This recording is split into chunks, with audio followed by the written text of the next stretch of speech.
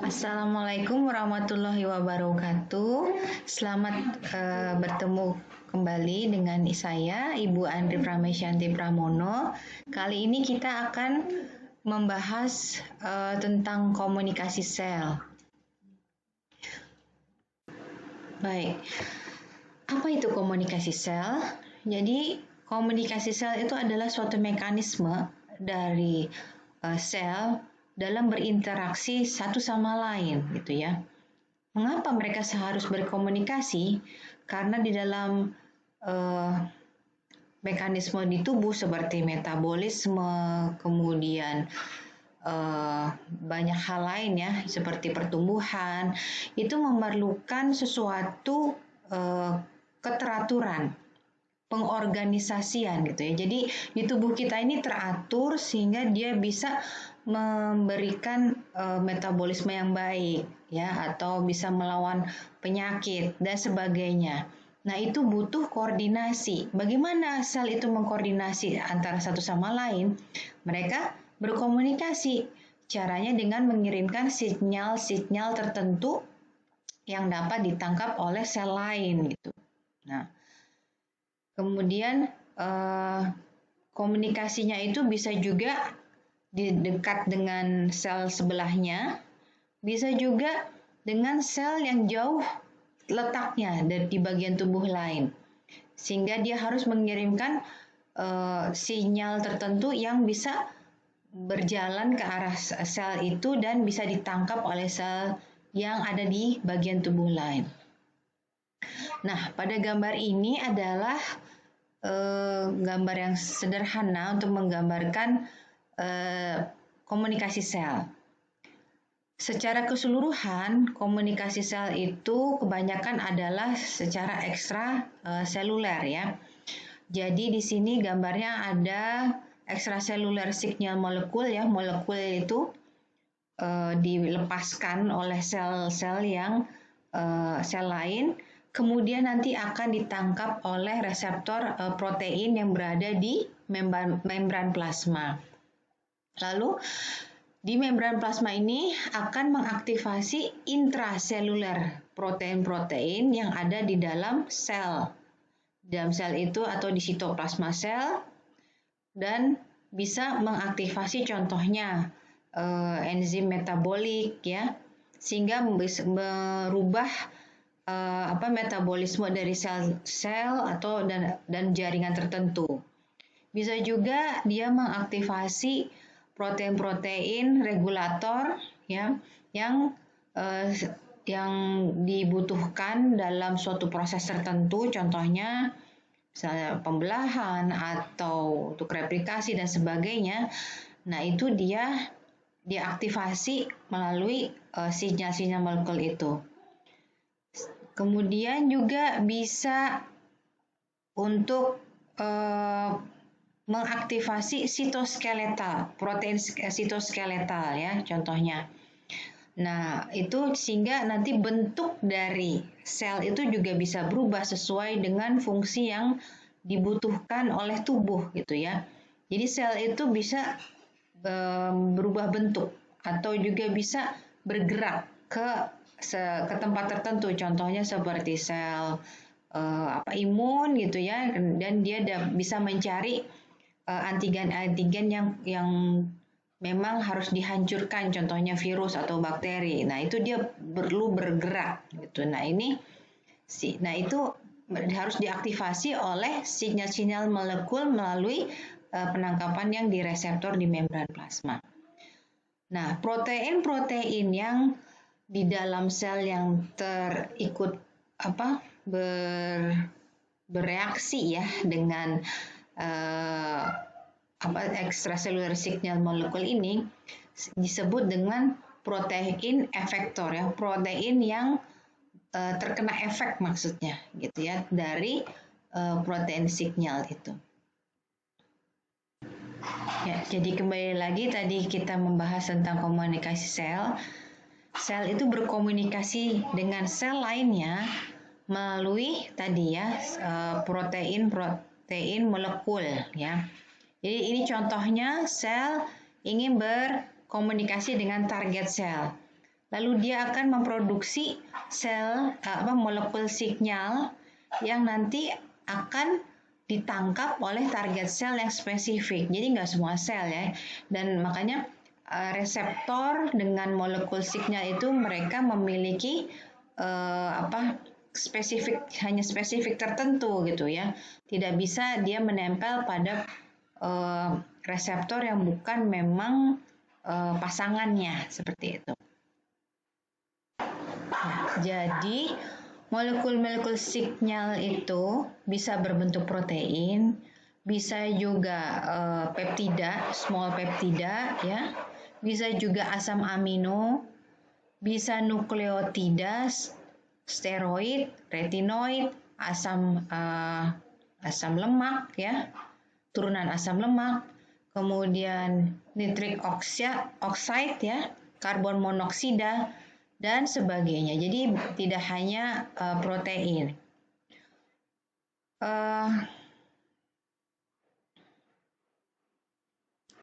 Kemudian juga molekul sinyal itu dia bisa disekresi keluar dari sel, bisa juga dia berada di permukaan sel. Dan dia akan mengenal ketika berikatan dengan reseptornya dengan sel yang tertentu, dia bisa mengaktifasi sel yang terikat reseptornya itu. Jadi bisa disekresi, bisa dia hanya masih menempel gitu ya. Seperti itu. Nah ini contohnya, ini gambarnya. Jadi bisa dikeluarkan, kemudian itu molekul signalnya dia bisa bertraveling ya di badan kita atau melalui sistemik peredaran darah, peredaran pembuluh limfe ya. Nah dia berikatan dengan reseptor yang sangat spesifik, memang cocok dengan signal molekul itu pada target sel. Bisa juga dia tightly bound, tetap ada di permukaan sel gitu ya. Kemudian si selnya ini dia bertraveling gitu, seperti contohnya sel imun ya. Nah itu nanti dia ketika mengenali sel targetnya, contohnya dia nanti akan berikatan dengan reseptornya itu dan mengaktifasi sel target sel. Gitu. Ya, sekarang kita bicara tentang reseptor. Reseptor itu ada dua ya. Reseptor itu bisa di permukaan sel, bisa di intraseluler reseptor. Jadi harus masuk dulu sinyalnya, baru dia berikatan dengan reseptor ya. Nah, reseptor yang berada di permukaan sel itu biasanya dia akan berikatan dengan molekul yang bersifat hidrofilik gitu. Sedangkan ketika masuk intraseluler reseptor itu dia biasanya bersifat hidrofobik ya.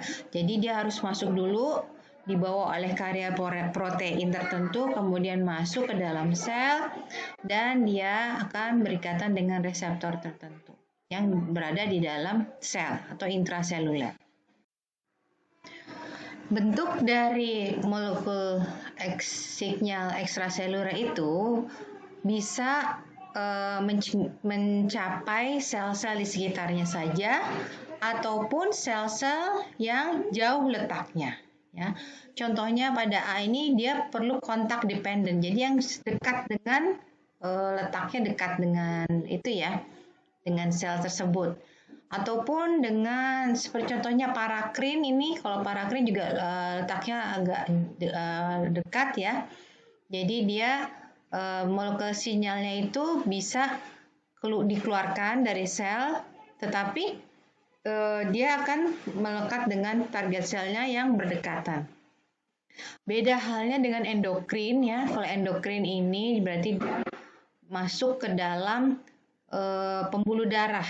Pembuluh darah, sel signalingnya, kemudian dia akan traveling di sepanjang pembuluh darah itu dan akan mencapai sel target dan berikatan dengan reseptor. Ya.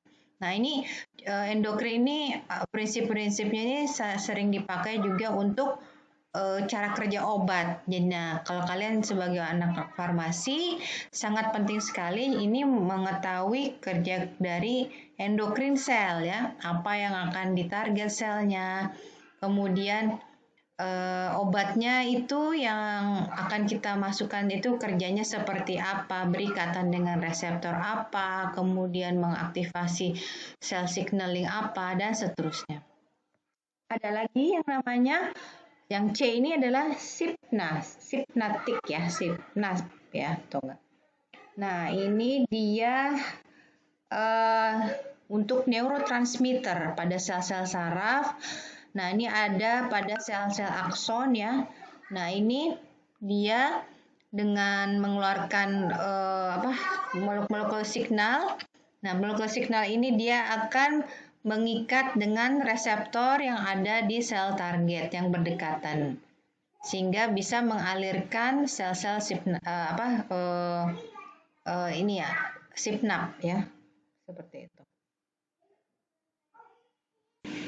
Ya. Kalau tadi molekul signal itu juga bisa mencapai yang dekat ataupun yang jauh, sekarang dari segi waktu molekul signal itu yang bisa juga mempengaruhi secara cepat maupun secara lambat dari perilaku sel. Nah, ini contohnya extracellular signal molecule itu dia menempel kan di reseptor ya.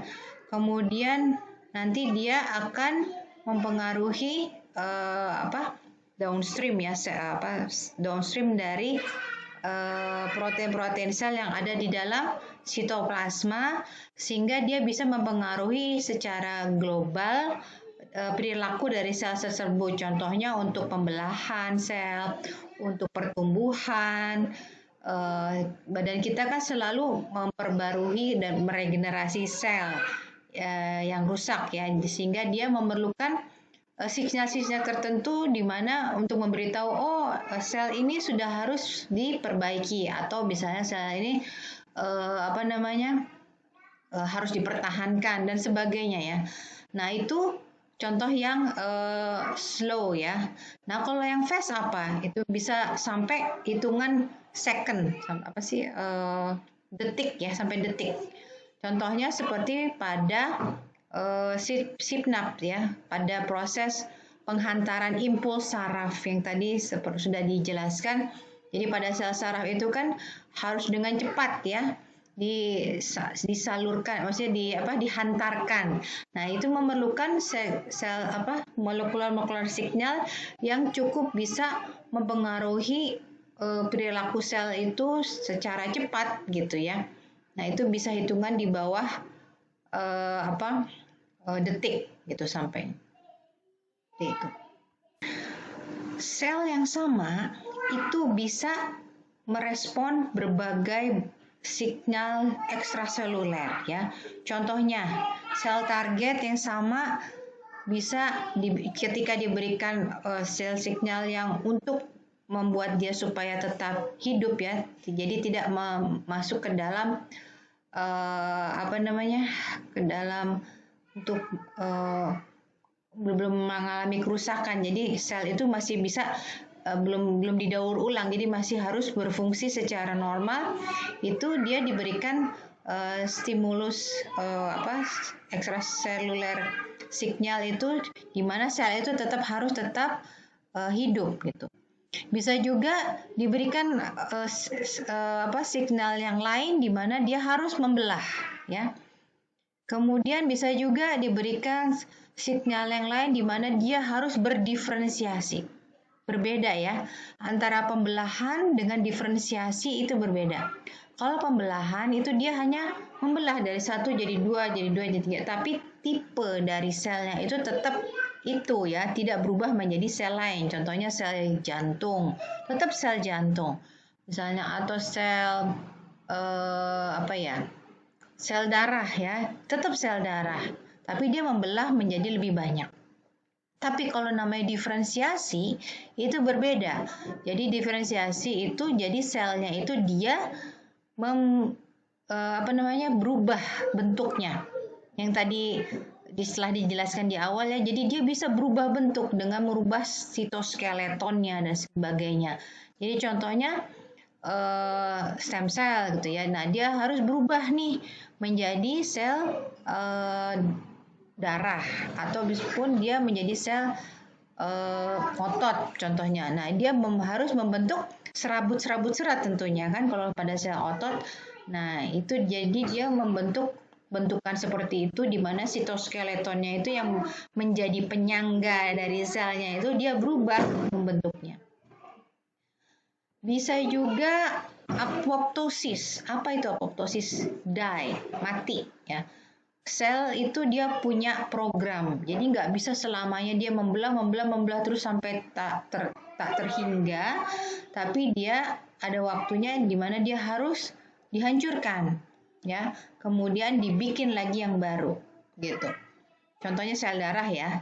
Sel darah kita kan diproduksi di sumsum tulang belakang. Kemudian dihancurkan nanti akan dikirim ke hati ya. Nah, ataupun itu di hati itu dihancurkan kemudian nanti keluar menjadi feses dan urin gitu seperti itu. Nah, itu dia ada programnya. Gitu. Nah, programnya itu adalah disebut dengan program apoptosis. Nah, kapan dia apoptosis itu dia diberikan signal-signal dari ekstraseluler gitu ya menjadi programnya itu. Jadi tubuh kita ini ada pengaturannya. Jadi tidak seperti sel kanker ya. Kalau sel kanker itu dia terus membelah tanpa ada tanpa ada waktu untuk dia masuk ke dalam apoptosis sehingga jadi bentuknya juga tidak beraturan. Mungkin seperti itu. Berbagai macam molekular sinyal itu yang berbentuk hidrofobik yang bekerja secara intraseluler itu berbentuk tadi ya sudah dijelaskan dia hidrofobik ya. Nah, ini contohnya seperti kortisol, estradiol, testosteron ya, vitamin D3, asam retinoid acid ya. Asam retinoik ya, tiroksin. Nah, ini kerjanya jadi dia masuk ke dalam menembus membran plasma. Kemudian dia masuk terus ke dalam nukleolus ya. Sehingga ataupun dia bisa berikatan dengan beberapa protein yang ada di sitoplasma ataupun molekular signal yang bukan protein. Kemudian dia bisa mengaktifasi gen yang ada di dalam nukleolus ya. Nah, gen itu nanti dia akan teraktivasi sehingga dia akan mempengaruhi perilaku dari sel tersebut dan menghasilkan protein-protein tertentu yang digunakan untuk sel itu. Contohnya misalnya dia memproduksi enzim ataupun dia untuk pembelahan ataupun dia untuk melakukan aktivitas lain gitu ya. Jadi seperti itu. Ya. Kita lanjutkan. Jadi tadi ya nuklear reseptor itu bisa berbentuk sebenarnya homodimer maupun heterodimer. Jadi maksudnya reseptornya itu dia bisa dua bentukan yang berbeda ya pada membran plasma. Bisa juga dia adalah heterodimer. Jadi komplement dengan reseptor yang bentukan komponen reseptor yang lain sehingga disebut dengan heterodimer. Nah, kemudian nanti downstreamnya itu akan signalnya itu kan sudah mengaktifasi yang dari membran, kemudian nanti dia akan berjalan tuh kayak cascade ya kalau dinamakan itu. Jadi beruntun gitu ya dari membran plasma, kemudian dia mengaktifasi apa terus gitu sampai kemudian nanti dia bisa masuk ke dalam nukleolus itu dan berikatan dengan DNA binding protein. Nah, gitu ya.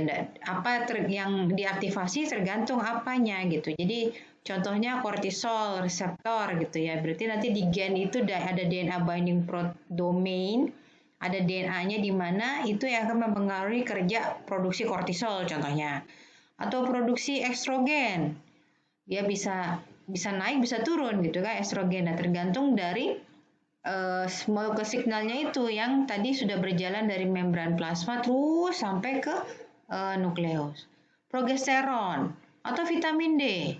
Vitamin D itu kan dia harus dipecah ya lagi menjadi yang mature gitu. Nah, itu dia perlu stimulasi ya signal molekul. Kemudian ada thyroid hormon tiroid ya, hormon tiroid. Nah, hormon tiroid itu dia bisa mempengaruhi kerja kelenjar tiroid ya. Nah, kalau misalnya tiroidnya dia sangat aktif, dia akan membengkak ya. Makanya harus dikasih obat tertentu ya, contohnya misalnya Tirax. Nah, itu Tirax itu bisa menekan ya produksi dari hormon tiroid contohnya dengan cara yaitu tadi dia bisa bekerjanya jadi berikatan di reseptor yang di membran kemudian cascade gitu ya sampai cascade-nya akhirnya dia mempengaruhi dan berikatan DNA binding dengan DNA binding domain yang ada di nukleus sehingga menekan produksi dari hormon tiroid. Kemudian ada asam retinoik ya, ini untuk kesehatan mata ya. Nah, ini juga seperti itu. Jadi dia bisa di overexpress, bisa juga ditekan tergantung dari stimulannya. Nah, ini contohnya seperti itu. Ya. Aktivasi dari reseptor, contohnya ini kita ambil reseptor untuk hormon ya. Itu bisa berbentuk responsnya primer ataupun delay secondary response. Jadi contohnya ini pada yang A, kalau kita lihat di sini, jadi steroid atau hormon yang merupakan molekular signal itu dia akan berikatan dengan reseptor ya di membran plasma, lalu signalnya itu akan dihantarkan sampai menuju ke DNA di nukleus ya. Jadi nanti signalnya itu dia akan mempengaruhi DNA binding di mana itu untuk DNA binding di tempat untuk pembentukan respons protein tertentu contohnya. Nah, kalau misalnya pada kasus-kasus tertentu ya misalnya kayak untuk pengaturan kan kadang-kala hormon itu harus lebih banyak atau lebih sedikit. Maka tubuh juga memiliki pengaturannya dengan mengirimkan sinyal-sinyal yang diperlukan untuk men-shut off atau men-turn on. Jadi menurunkan produksi protein, respon protein, bisa juga untuk menaikkannya. Nah, bagaimana caranya? Sama juga. Jadi dengan sinyal protein itu, kemudian dia menghambat supaya DNA binding itu tidak bisa ditempeli oleh signal-signal yang dikirimkan sehingga dia tidak bisa memproduksi protein dari gen tersebut. Atau kalau ingin membentuk atau menaikkan produksi dari protein respon itu bisa juga dia justru kayak semacam umpan balik. Jadi maksudnya sudah sudah men-turn on awal, kemudian dia supaya dia lebih banyak lagi dia mengirimkan sinyal balik, kemudian supaya sinyal itu dia lebih banyak bisa menempel di DNA binding protein sehingga nanti dia bisa lebih banyak lagi dan lebih cepat lagi produksi protein responsnya. Seperti itu contohnya. Ada 3 jenis reseptor membran ya, reseptor yang ada di permukaan sel itu yang paling sering dijumpai pada komunikasi sel. Yang pertama adalah ion channel couple reseptor ya. Jadi dia melibatkan dengan pertukaran ion-ion. Kemudian yang kedua adalah G protein couple reseptor. Dan yang ketiga adalah enzim couple reseptor. Apa bedanya? Kalau yang tadi ion channel couple reseptor, kita bisa lihat yang gambar yang paling atas itu dia melibatkan pertukaran dari ion, sehingga dengan begitu dia bisa molekul-molekulnya itu bisa sudah ada pertukaran ion ya, kemudian signal molekul itu nanti akan teraktivasi sehingga nanti downstream dari dari reseptor yang sudah berikatan dengan signal molekul itu nanti dia akan mengaktifasi signal-signal di bawahnya dan mengaktifasi DNA binding protein sehingga menyebabkan protein responnya dia terbentuk. Ada juga yang namanya G protein couple receptor ya. Jadi G protein couple receptor ini dia ada bentuk yang inaktif sama inaktif reseptor ya. Kalau kita lihat sini ada bentuknya inaktif G protein ya. Jadi ada satu lagi bentukannya adalah inaktif enzim. Nah, untuk membentuk supaya signal molekul itu dia bisa diteruskan, jadi yang pertama adalah si reseptor dengan G protein ini dia harus bergabung, membentuk suatu bentukan sehingga signal molekul itu nanti akan bisa menempel. Setelah itu baru reseptor itu dia akan menangkap si signal molekul proteinnya, lalu supaya